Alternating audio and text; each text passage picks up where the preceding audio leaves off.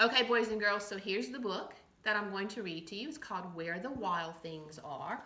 The story and the pictures are both by Maurice Sendak.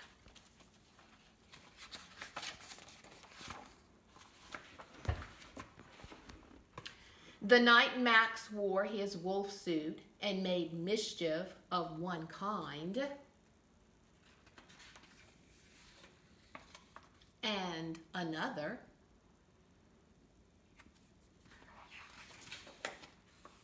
his mother called him Wild Thing. And Max said, "I'll eat you up." And so he was sent to bed without eating anything. So my first question to you all is why? Why did his mom send him to bed? So I'll give you a few seconds to think about it in a complete sentence. Why did Max's mom send him to bed?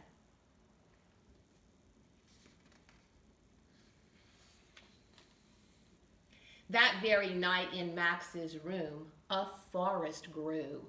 Look, you can see the trees growing all around his room. And grew. He looks like he thinks it's funny. And grew until his ceiling hung with vines and the walls became the world all around him. So my next question to you is does he really have a forest growing in his room? What's actually going on here?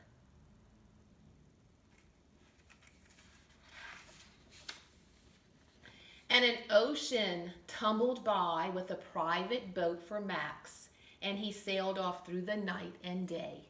Look, it even has his name on the boat. And he sailed in and out for weeks and almost over a year to where the wild things are.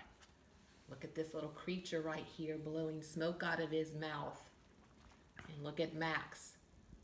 Look at his face. What does it look like Max is feeling right now? And when he came to the place where the wild things are, they roared their terrible roars. They gnashed their terrible teeth. And they rolled their terrible eyes and showed their terrible claws. Till Max said, "Be still," and tamed them with the magic trick of staring into their yellow eyes without blinking once. And they were frightened, and they called him the most wild thing of all. And they made him king of all the wild things. And now, cried Max, let the wild rumpus start. Ooh, that word rumpus. I've never heard of that word. I wonder what that means. Let me go on. Maybe I can figure it out if I keep reading. Rumpus. Well, if I look at this picture, it looks like they're kind of dancing and having a little party right here. If I turn to the next page, it looks like they're swinging through the trees. And then here, I see them marching with Max on top. So I'm thinking maybe rumpus might mean having fun or having a party of some sort. Now stop, Max said, and sent the wild things off to bed without their supper. And Max, the king of all wild things, was lonely and wanted to be somewhere where he was loved best of all. Then all around, from far away across the world, he smelled good things to eat. So he gave up being king of where the wild things are.